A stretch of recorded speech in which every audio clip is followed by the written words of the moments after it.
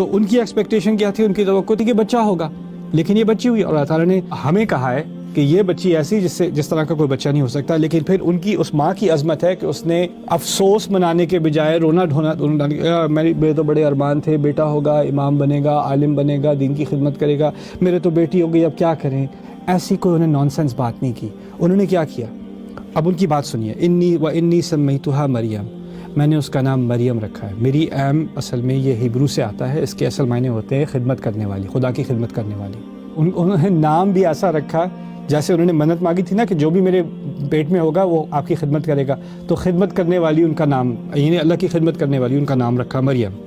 وَإِنِّي أُعِيذُهَا بِكَ وَذُرِّيَّتَهَا مِنَ الشَّيْطَانِ الرَّجِيمِ، اور میں آپ کی پناہ میں اس کو ڈال رہی ہوں اور اس کی اولاد کو بھی شیطان سے.